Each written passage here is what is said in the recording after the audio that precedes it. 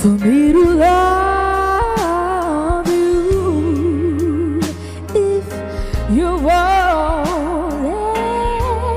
let me.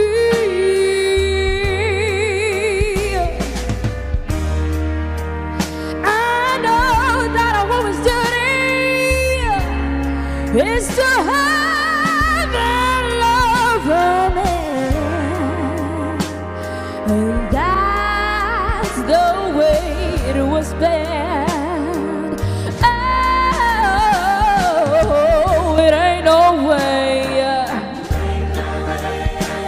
It ain't no way, yeah. Ain't no way, baby.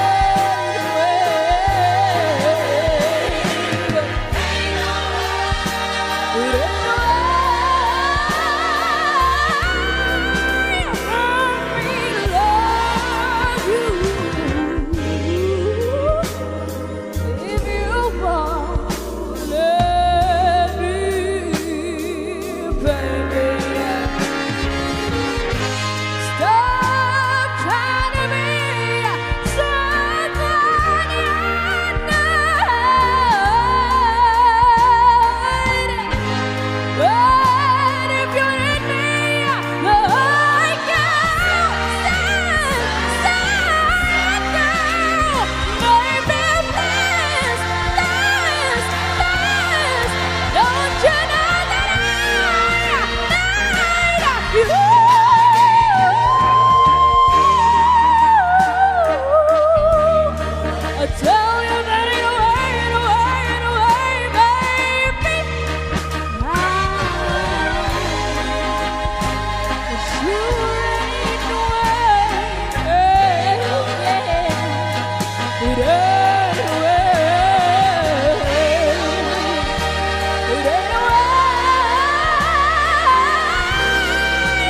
for me to love you. If you won't let me.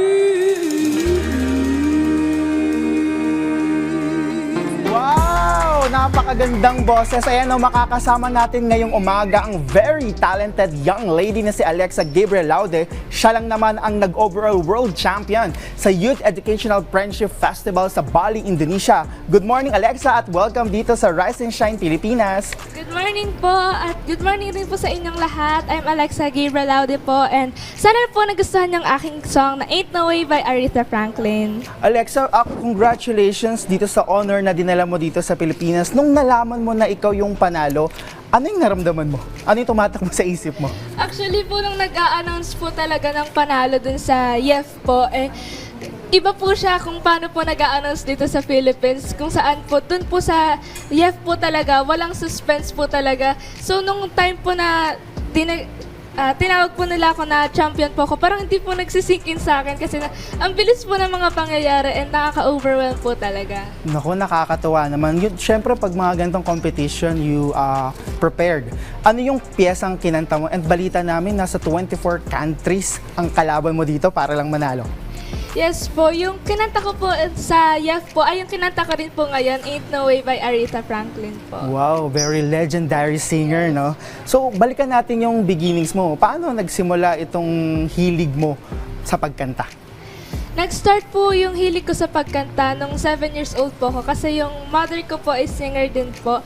And na-discover lang po nila yung sumali po ako sa singing contest po sa barangay po namin and that time po talaga wala po akong ka-idea sa pagkanta po and after po nun in-enroll po agad ako ng mom ko sa music school ko po and for 9 years po I'm with the same music school po and dun po talaga na-enhance yung singing skills ko po. Ayun, you gotta start somewhere, no? Any message para sa mga kaedad mo o mga kabataan na gusto ding pasukin tong larangan na to at meron silang talent na magandang marinig ng mga publiko?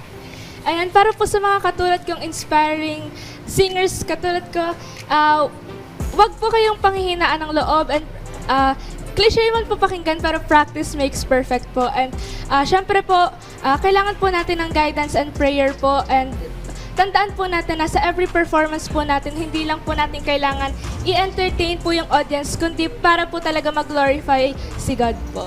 Alexa, ngayon na ikaw ay nanalo dito, any plans? Ano yung mga plano mong performance? At baka meron ka mga social media accounts na pwede nilang sundan yung mga performances mo. Yes po, yung mga...